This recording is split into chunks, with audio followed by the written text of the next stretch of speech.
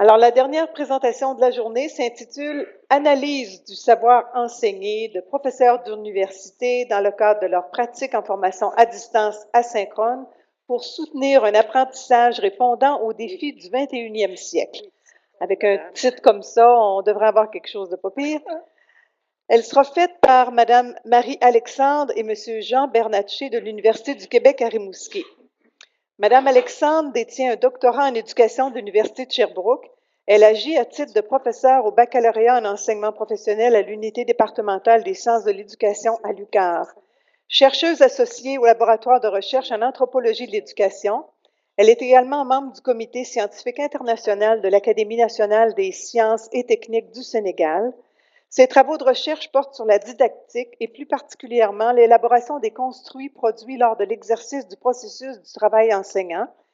Elle s'intéresse également à la formation de formateurs, aux environnements numériques d'apprentissage et au savoir de métier en formation professionnelle et technique, processus de raisonnement de métier. M. Bernatchez est professeur-chercheur à l'Université du Québec à Rimouski. Il est politicologue et détient un doctorat en administration et politique scolaire. Il enseigne dans le contexte du DESS en administration scolaire et de la maîtrise en sciences de l'éducation. Il est membre du comité de direction du réseau interuniversitaire Périscope sur la persévérance et la réussite scolaire et membre du comité de direction du groupe de recherche sur l'apprentissage et la socialisation. Il est aussi membre régulier du groupe de recherche interdisciplinaire sur le développement régional de l'Est du Québec et chercheur associé au Centre de transfert pour la réussite éducative du Québec. Il est de plus membre du conseil d'administration du Conseil supérieur de l'éducation du Québec et ses recherches portent sur l'analyse des politiques éducatives, sur la gestion et la gouvernance scolaire. Alors, Madame, Monsieur, je vous laisse 35 minutes pour nous parler de votre projet. Alors, merci beaucoup. Entre les deux, moi, c'est Marie-Alexandre et lui, c'est Jean, au cas où. Notre présentation s'intitule « L'analyse du savoir enseigné, professeur d'université, pratique de formation à distance, apprentissage répondant aux défis du 21e siècle ». J'ai envie, avant de commencer, de vous raconter une petite histoire qui est un fait vécu, ce que j'appellerais ma gestion du changement. Dans une vie antérieure, j'étais une professeure de mouvement en éducation physique d'abord et ensuite en psychomotricité dans un collège au cégep de Rivière-du-Loup dans un programme qui s'appelait Technique d'éducation à l'enfance. Mon premier contact avec j'avais commencé mon doctorat. Mon premier contact avec la formation à distance a eu lieu en juin 2006, je m'en souviens très bien, lorsque j'ai fait mon entrée à l'UQAR. Et ma réaction première, alors que j'avais un technopédagogue qui m'avait dit vous, madame, vous enseignez sur une plateforme qui s'appelait Claroline. Et là, il cliquait à une vitesse folle des boutons rouges, des outils d'apprentissage sur une plateforme qui s'appelait Claroline. Et je me rappelle très bien de ma première réaction, c'était ils vont me mettre à la porte, c'est pas vrai. Où sont les étudiants? Je dois vous dire que j'avais la réputation d'être une enseignante dynamique, intéressante, voire même passionnée. Je me retrouvais devant une plateforme sans aucun étudiant, plein d'outils à apprivoiser et 3 rencontres obligatoires où on m'avait dit que le taux de participation affichait moins que 5 et que c'était déjà très bien. Bon, c'était... j'ai alors commencé à développer, c'est drôle, il me semble que c'est totalement une autre époque. Je vais vous dire qu'aujourd'hui, je me retiens pour ne pas dire que la formation à distance est sinon égale, supérieure pour les apprentissages que moi je fais faire, parce que j'enseigne à enseigner à des enseignants qui sont déjà en exercice, mais j'y reviendrai. Alors, j'ai commencé à développer un concept de classe virtuelle que je ne savais pas que ça existait, mais je me suis dit, bon, comment je vais faire pour voir qu'il y a des étudiants là-dedans, basé sur la proximité. Est-ce que vous m'entendez bien? Oui, c'est pas trop fort. Basé sur la proximité et surtout sur la modélisation. Au fur et à mesure de mes expérimentations, parce que j'étais pas très au fait technopédagogiquement de tout ce qui se passait, je détournais des outils de leur fonction première. Par exemple, il y avait une rubrique, c'était écrit « Présentation du cours » et ça apparaissait aussitôt que l'étudiant ou que nous entrions sur notre plateforme d'apprentissage, ça apparaissait là tout le temps. Alors moi, j'ai transformé ça. À toutes les semaines, je changeais ça et j'ai appelé ça les messages de la semaine. Voici, cette semaine, on va faire ci, on va faire ça. Et là, je me disais, si je change ça, ils vont être curieux, c'est très humain, ils vont juste pour voir qu'est-ce que je vais dire, ils vont venir. Petit à petit, les 3 rencontres obligatoires sont tombées, sans que je sache que j'avais pas le droit. Je sais qu'on parle beaucoup d'erreurs. Il y a souvent des erreurs qu'on fait sans savoir que ce sont des erreurs. Je vais vous dire plus tard que je sais que c'est une erreur. Alors là, les rencontres en présentiel, à moins que 5% sur des classes j'ai déjà eu 120 dans ma classe, je trouvais qu'en termes d'efficacité, on pouvait faire mieux, alors que le territoire était très grand. Les échanges écrits avec mes étudiants se sont intensifiés, vraiment intensifiés. Mon objectif était vraiment d'installer dans ma classe virtuelle, que j'appelais ma classe virtuelle pensant que j'avais inventé un mot, une véritable relation pédagogique, didactique aussi, je suis une didacticienne, proximité, à travers des échanges sur le forum. Les forums me servaient de modélisation, d'explication, les communautés de pratique, les messages de la semaine, et je dois même vous dire que j'ai à faire de la discipline. Petite anecdote, j'avais un étudiant, il a tellement pris ça à cœur, lui, il répondait, on est en mode asynchrone. Juste une précision, à l'UQAR, dans le programme dans lequel j'enseigne, tous les professeurs montent, configurent, conçoivent leur environnement numérique d'apprentissage et dispensent le cours et corrigent. Donc, on n'a pas de concepteur c'est comme l'ancienne, la sauce moderne, si vous voulez. Et cet étudiant-là, lui, parce que c'est en mode asynchrone, je pense qu'il souffrait d'insomnie. Fait que lui, il faisait toutes moi, j'enseigne approche pédagogique et didactique, donc souvent la vision, mon orientation sur le contenu, comment je vois ma mission enseignante. Lui, il faisait ça entre 1h et 3h du matin. Donc, moi, quand je revenais dans ma classe le matin, j'avais des fois des textes, des essais littéraires presque, et il se permettait même de répondre aux autres étudiants avant que je puisse répondre. Alors là, j'étais obligée de faire de la discipline, et quand on fait de la discipline à distance, ben, tout le monde le voit. Alors là, à mon évaluation, je me suis fait traiter de dictateur.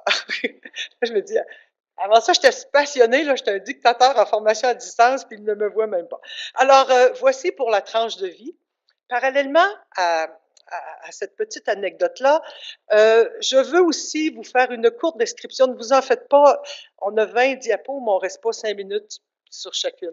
C'est juste que là, c'est une petite présentation que je trouve importante pour que vous puissiez comprendre ensuite dans quel projet de recherche nous nous installons et vers quoi nous allons. Parallèlement à cette tranche de vie, le contexte dans lequel j'étais plongée. D'abord, l'immensité du territoire desservi par l'UQAR, qui est l'Université du Québec à Rimouski, jumelée à l'obligation des enseignants de la formation professionnelle du Québec d'obtenir un diplôme universitaire de premier cycle de 120 crédits. Ces étudiants de ce programme-là, qui s'appelle le baccalauréat en enseignement professionnel, ce sont des spécialistes de métiers qui ont été embauchés dans des centres de formation professionnelle. En fait, au Québec, la formation professionnelle, c'est plus de 150 métiers regroupés sous 21 secteurs. Et ces étudiants enseignants-là, lorsqu'ils sont embauchés dans le centre de formation professionnelle, on leur donne un cadeau. On leur dit, tu es obligé de t'inscrire dans une université, une du Québec, peu importe, et tu dois faire ton bac de 120 crédits, sinon tu n'auras jamais un poste à temps plein. On appelle ça un effectif étudiant captif. Fait que c'est dans ce sens-là qu'ils s'inscrivent, c'est pas par désir d'apprendre. Mais quand même, ces gens-là, ce sont des spécialistes électriciens, machinistes, esthéticiennes, opérateurs d'engins, représentants de vente, préposés aux bénéficiaires, dans tous les domaines. Je dois d'ailleurs vous dire que j'ai beaucoup d'admiration. La première fois, je me suis dit, les premières années, mais je travaille avec l'économie du Québec. Ces gens-là forment la relève, forment des travailleurs, ce qui fait aussi la spécificité de l'enseignement en formation professionnelle. Le bac en formation professionnelle est particulièrement récent. Pour enseigner au primaire ou au secondaire, la personne doit être formée, sanctionnée, brevet d'enseignement. Ça fait 40 ans peut-être, Jean? Toi qui es le politicologue, tu me corrigeras. Sauf qu'en enseignement professionnel, on a commencé par dire, bof, un certificat, 30 crédits, c'est assez. Mais là, on s'est rendu compte que faire apprendre un contenu à d'autres, c'est une profession, peu importe ce que c'est, d'autant plus particulièrement chez les travailleurs. Alors, le bac est devenu obligatoire et les gens se sont conformés, ont obéi, et ce n'était pas je vous dirais, par cœur, par désir. Parce que je dois vous dire que ces gens-là qui exercent le métier d'enseignant sans y être formés font face quotidiennement à la difficile conciliation travail, études, famille, et je vois dans 25% des cas des gens qui opèrent en plus une business. Là, vous allez me dire, pourquoi qu'ils font ça? Ils font ça parce qu'ils veulent se tenir à jour dans les savoirs du métier. Ce n'est pas rien. Alors, j'ai assumé pendant 4 ans la direction de ce programme-là dans un contexte où c'est une formation professionnalisante reconnue par le ministère de l'Éducation. Donc, ça veut dire qu'il débarque chez nous à tous les 4-5 ans un organisme qui s'appelle le CAPFE qui vient vérifier la validité de nos diplômes. Et là, c'est là que je me suis rendu compte que si j'aurais peut-être pas dû ôter les 3 rencontres obligatoires, moi, j'étais toute fière de leur dire, mais on donne un programme à distance. Alors là, quoi? Quoi? Donc, toute la validité du diplôme, ça a pris toute une... comment vous faites? Vous n'avez pas le droit, vous ne nous l'avez pas dit. Alors, nous qui se trouvions, je sais pas, on était comme fiers de dire, voyez-vous ce qu'on a fait?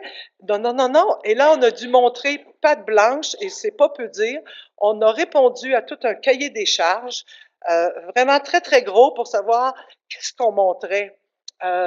Quels étaient les apprentissages, quelle était l'approche programme, comment on sanctionnait ces apprentissages-là.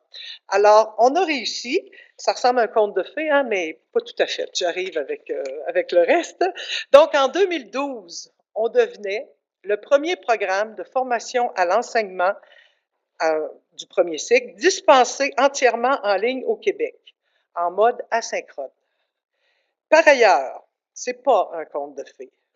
On fait face, on appelle ça des défis importants quand on est poli, mais quand on est dedans, on fait « Oh mon Dieu, on a donc bien des problèmes. » On est victime de notre succès.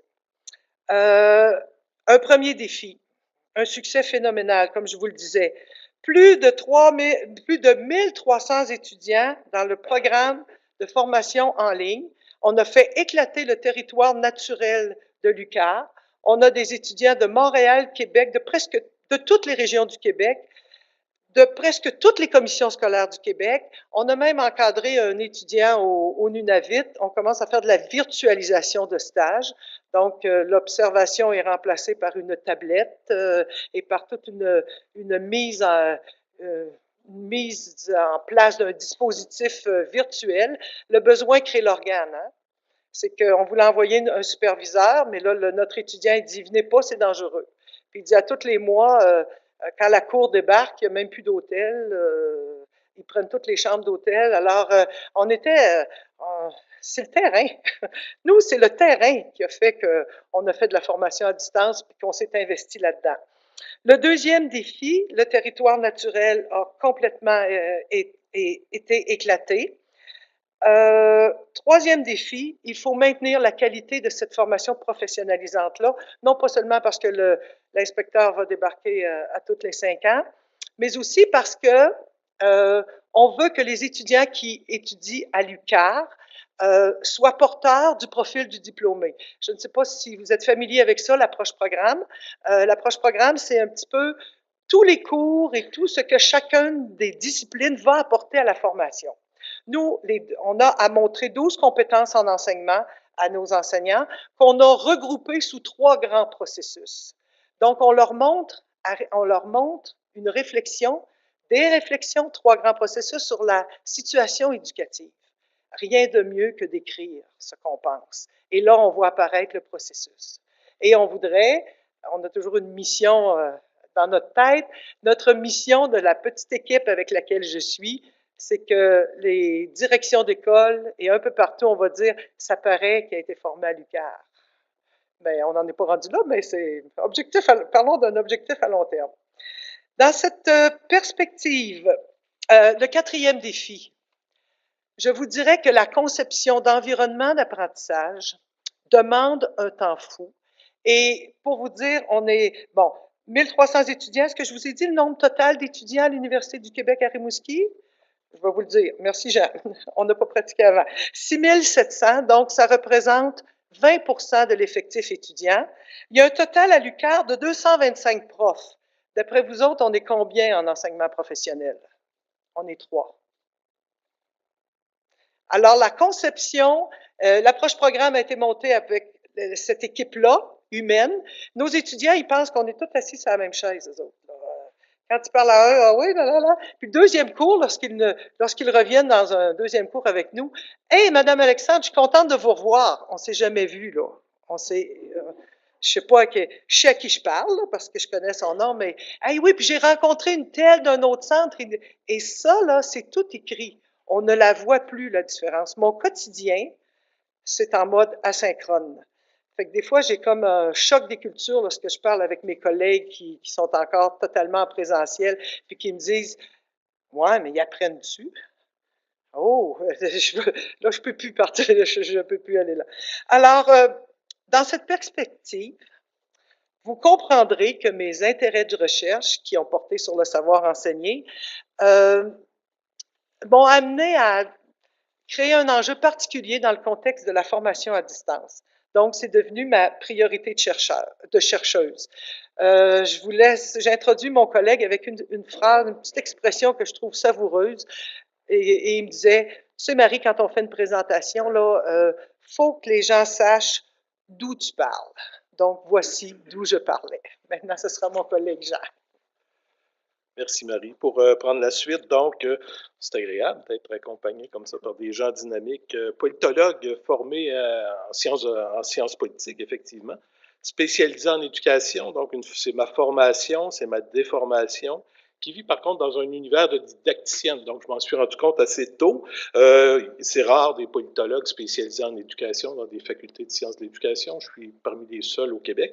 Auparavant, il y avait des sociologues de l'éducation, mais avec le mouvement de professionnalisation de la fonction, à partir des années 90 principalement, on en retrouve de moins en moins.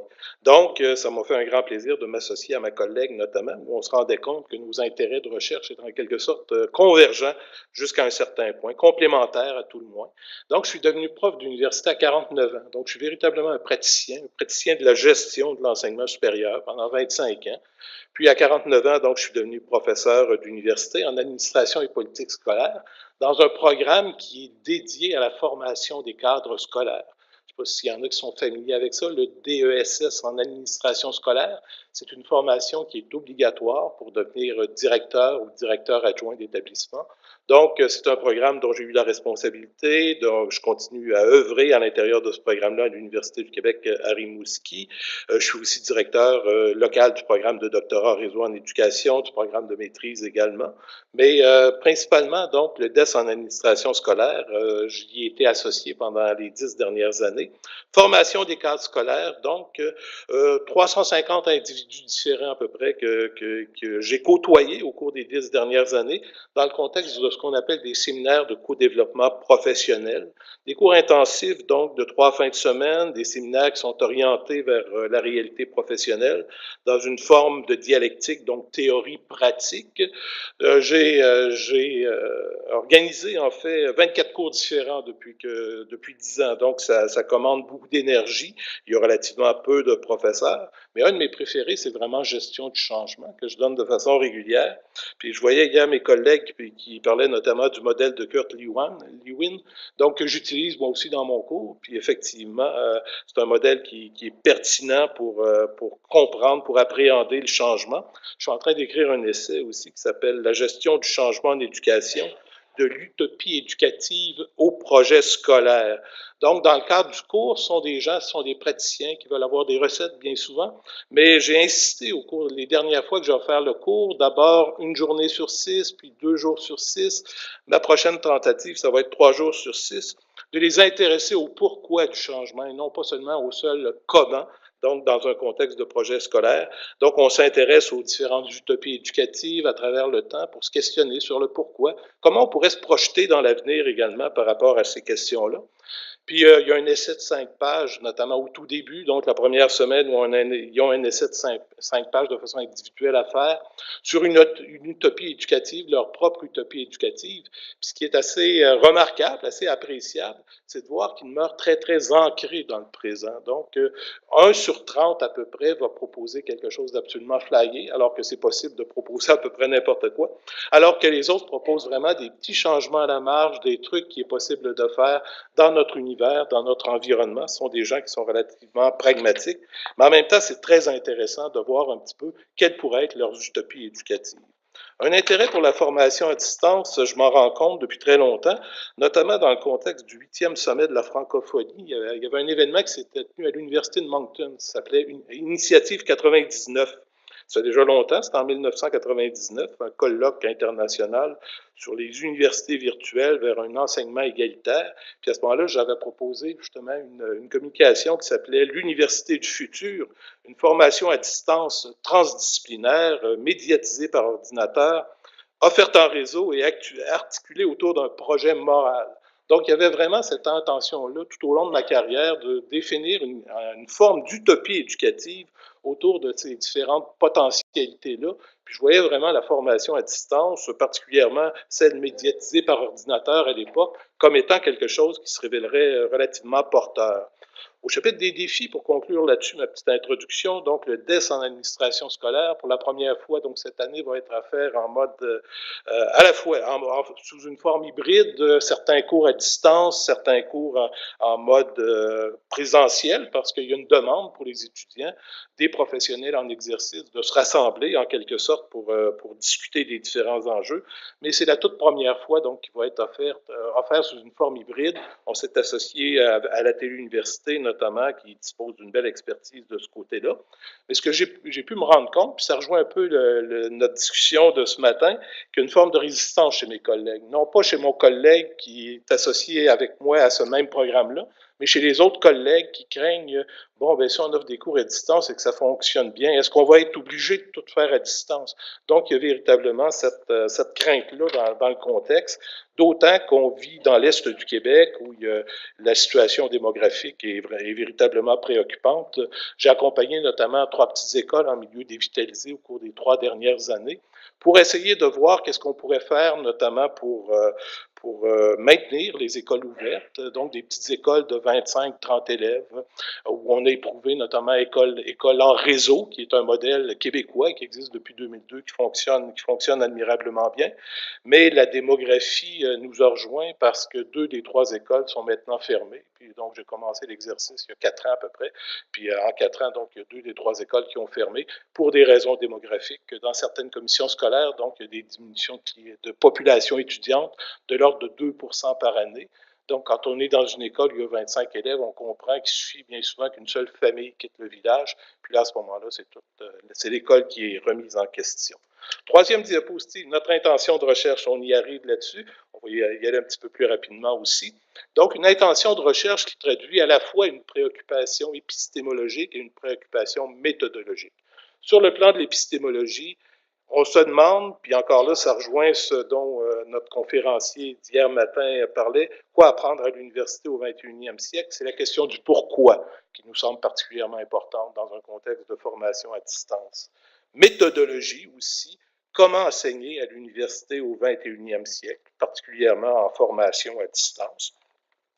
Donc, c'est une intention de recherche qui repose sur le postulat que tout système éducatif ne vaut que ce que valent ses enseignants. Alors, en fait, ce qu'on veut dire par là, c'est que meilleurs sont les enseignants, meilleurs seront nécessairement les systèmes d'enseignement. Donc, ça suppose aussi la nécessité de considérer de manière équilibrée ces différents savoirs, donc les savoirs descriptifs, on pourrait parler des faits, procédural également, le comment, explicatif, le pourquoi, qui a une importance particulière à mes yeux, également comportemental, on va parler à ce moment-là du vivre ensemble, qui était peut-être une dimension qui est moins présente actuellement dans les contenus de formation, mais qui tout semble tout particulièrement importante. Donc, l'UNESCO, notamment, qui a un credo qui nous inspire beaucoup, À l'heure où le monde cherche des voies nouvelles pour construire la paix et le développement durable, nous devons pouvoir compter sur le pouvoir de l'intelligence à innover, à élargir nos horizons pour faire vivre l'espoir d'un nouvel humanisme. L'UNESCO existe pour donner à cette intelligence les moyens de se développer, car c'est dans l'esprit des hommes et des femmes que doivent s'élever les défenses de la paix et les conditions du développement durable. Donc, à ce moment-là, c'est véritablement une utopie que je pourrais qualifier également d'une utopie pragmatique. Qu'est-ce qu'une utopie? C'est une vision idéalisée de la société, d'une de ses dimensions. Dans ce cas-ci, on va parler d'une utopie éducative. Ce vers quoi on peut tendre, c'est une vision du monde, c'est une perspective en quelque sorte souhaitable. Alors, voici, nous entrons maintenant dans le cœur du sujet. Notre projet de recherche vous sera présenté selon les éléments de la problématique, la conclusion, un petit peu la méthodologie et certains cadres théoriques, mais je ne vous assommerai pas avec ça, mais je tiens seulement à vous les présenter. Bien sûr, dans les éléments de problématique, on sait que l'avènement de l'ère numérique, ça a un impact majeur sur l'éducation. Ça fait 2 jours qu'on en parle, donc j'irai pas plus loin là-dessus. L'impact du paradigme de l'apprentissage au 21e siècle infère une modification du rôle enseignant à l'université. Vous aurez compris que je m'intéresse au savoir enseigner, mais j'ai déjà demandé à des étudiants pourquoi est-ce qu'on enseigne. Il n'y a pas personne qui a été capable de me dire que c'était pour faire apprendre. J'ai jamais compris pourquoi, là. J'avais toutes sortes de réponses pour nous emmerder, pour nous faire passer, pour ci, pour ça. Mais si on enseigne, c'est pour faire apprendre.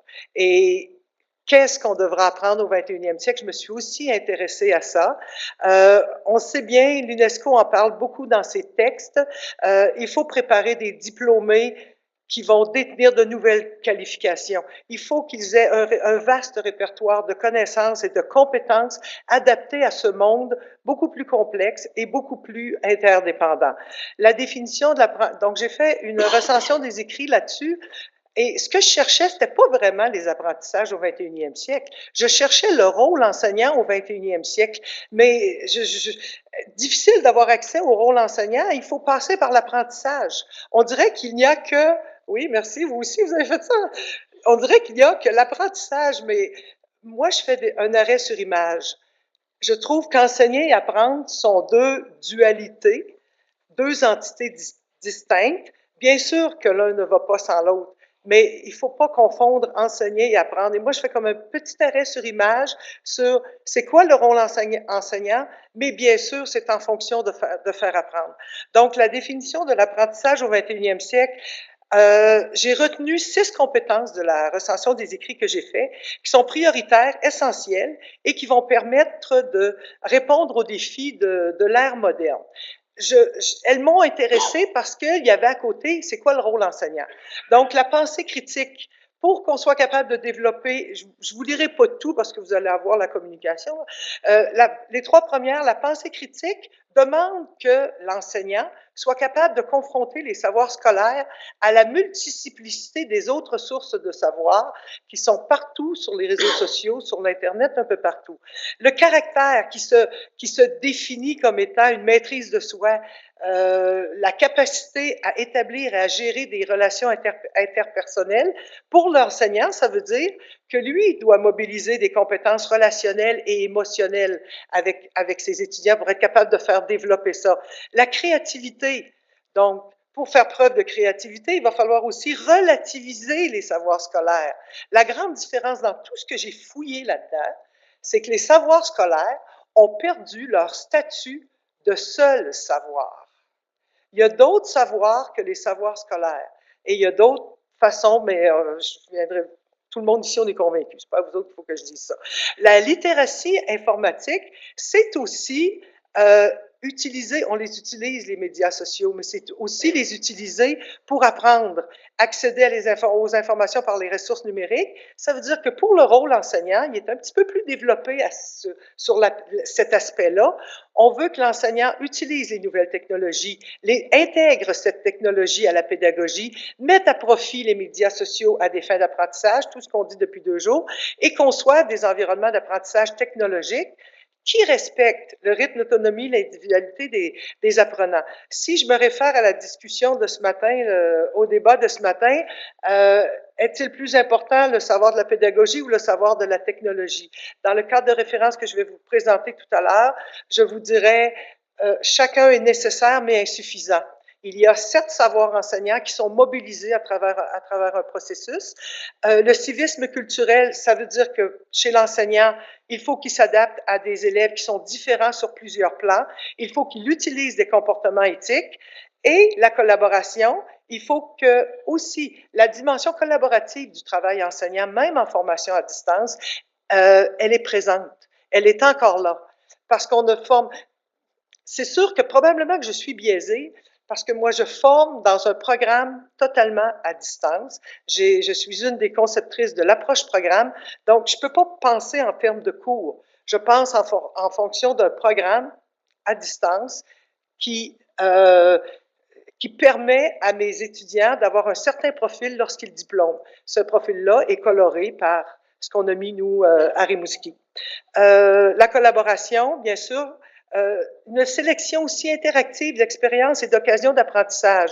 Donc, si on veut que les hommes et les femmes de demain collaborent, il va falloir qu'ils travaillent en équipe, même en formation à distance. Ça se fait. J'en ai passé un? Non? D'accord, OK.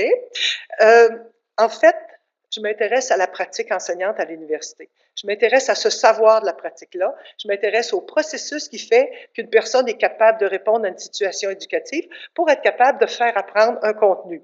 C'est complexe. On sait qu'à l'université, il n'y a aucune qualification professionnelle préalable et propre à la pratique de l'enseignement.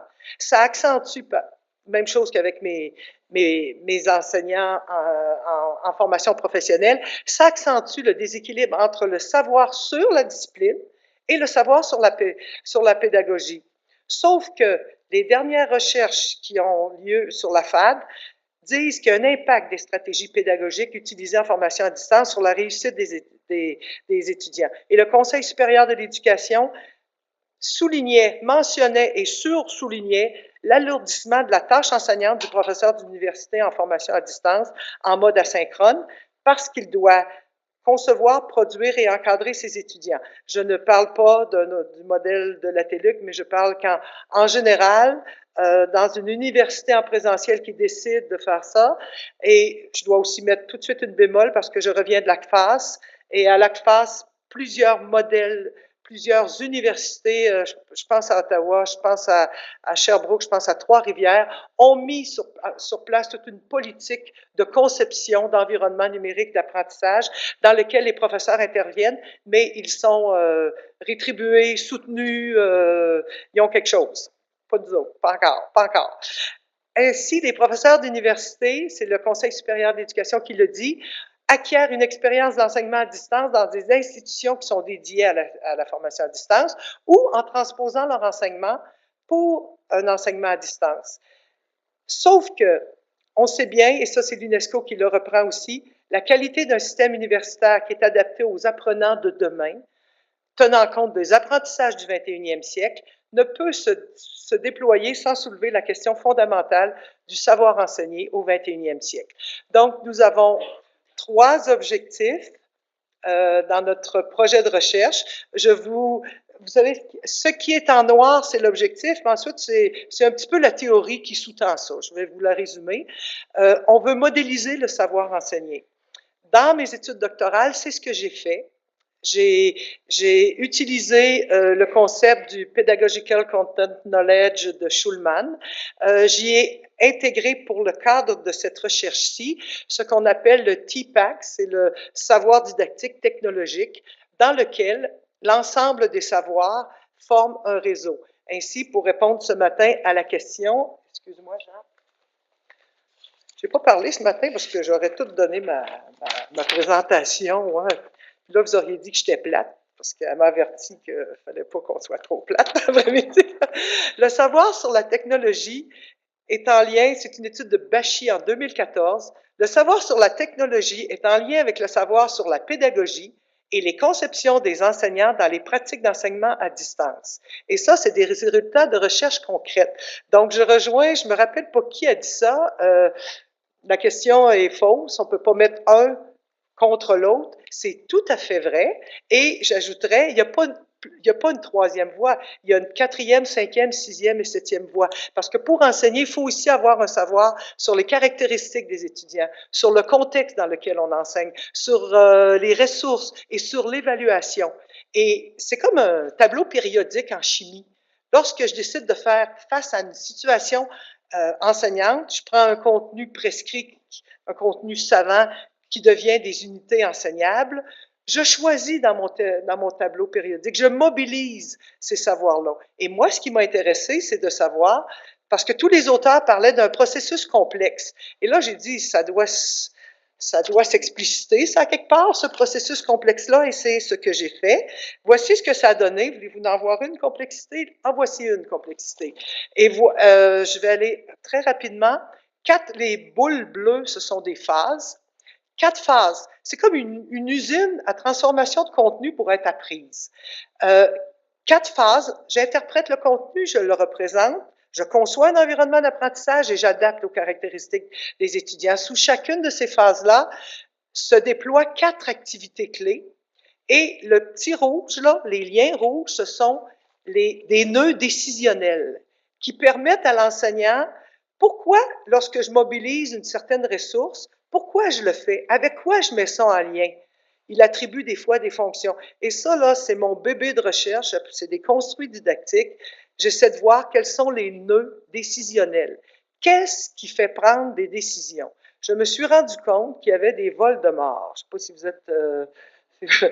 Il y a des conceptions, des valeurs, une formation que j'ai reçue quand je suis enseignant qui font que je décide de privilégier une certaine configuration de stratégie d'enseignement.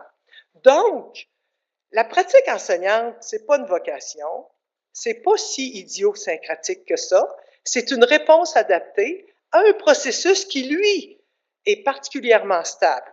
Moi, je suis à peu près dans la 4e génération des bébés de Schulman, là, parce que c'est un chercheur de Harvard qui était le premier à aller voir dans la tête des enseignants ce qui se passait pour mieux comprendre. Et son avantage, parce que la didactique, je ne sais pas si vous êtes un peu au fait, la didactique, c'est très européen, et lui, c'est comme la didactique américaine. Il s'est dit comment les professeurs de mathématiques, comment les professeurs en français, etc. Voici, on va passer... Oui, on va aller plus rapidement, Oui. Simplement parce que le deuxième objectif, c'est le mien, analyser la vision de la pratique d'enseignement à distance de professeurs d'université en lien avec les valeurs, la mission et les orientations à développer en milieu universitaire pour soutenir un apprentissage répondant aux défis du 21e siècle. En fait, essentiellement, c'est revoir le corpus des documents normatifs de l'UNESCO. Certains vous sont sans doute très familiers, l'éducation, un trésor est caché dedans, vers des sociétés du savoir et puis tout ça. Donc, c'est un imposant corpus de plusieurs milliers de pages, mais en même temps, on peut y puiser plusieurs éléments intéressants pour savoir qu'est-ce qu'on devrait enseigner dans le contexte du futur. Donc, autour de la notion de référentiel aussi. Donc, il y a un modèle dominant, une vision du monde dominant, celle de l'économie du savoir, qui mise beaucoup sur la privatisation des savoirs, alors que le modèle qui nous inspire, c'est celui des sociétés du savoir au pluriel, en fait, des sociétés telles que promues par l'UNESCO notamment. Donc, c'est ce qui nous inspire particulièrement. Donc, le troisième objectif, expliciter l'influence de la vision de la pratique de formation à distance de professeurs d'université sur des aspects de l'environnement numérique d'apprentissage. Donc, il nous reste à peu près 2 minutes. Fait que, J'ai compris. J'ai compris. Je vais passer rapidement sur la méthodologie. C'est une méthodologie de type qualitatif qui est basée sur l'évocation. C'est fort intéressant parce que c'est le sujet connaissant, c'est tiré de Piaget, le sujet agissant connaissant qu'on fait évoquer pour se remettre dans la situation éducative et savoir comment il le fait. Donc, c'est vraiment entrer dans la tête des enseignants qui exercent en formation à distance. C'est tout ce que je voulais vous dire là-dessus, les retombées de l'étude. Je suis capable d'être vite. Oui.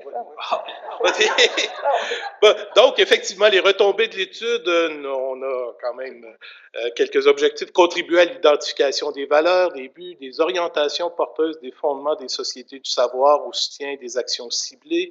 L'utilisation, on le souhaite aussi, des données par les décideurs des établissements d'enseignement postsecondaire, les administrateurs universitaires, pour assurer une meilleure connaissance de tout ça. Des apports à la réflexion aussi, qui est actuellement en cours sur les implications de la formation à distance dans les universités, au sein des programmes et entre les différents acteurs. C'est évolutif. On a un plan de mobilisation des connaissances. On a obtenu une première subvention. On souhaite en obtenir une deuxième, notamment du CRSH cet été. En tout cas, on se croise les doigts pour aller un petit peu plus loin avec ça.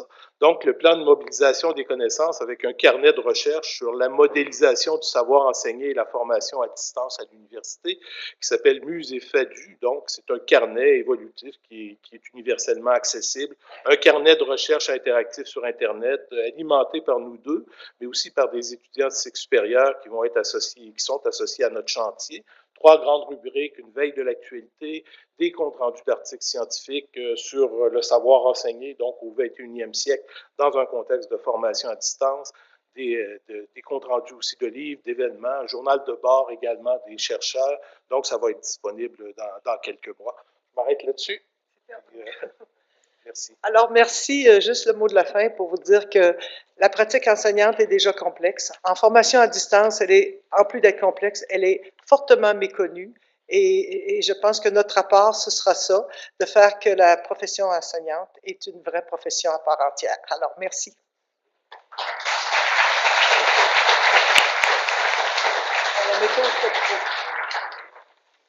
Merci beaucoup.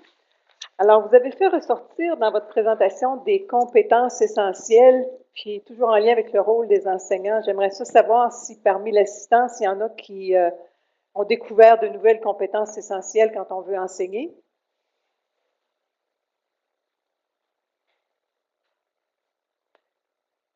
Pas de réponse. Denis, est-ce que tu as des commentaires sur le web? Est-ce qu'il y a d'autres commentaires dans la salle par rapport à la présentation de Mme Alexandre et M. Bernatchez? On est vendredi après-midi. Merci. Alors, je vous remercie infiniment. Bravo. On n'a pas été trop plate. Non.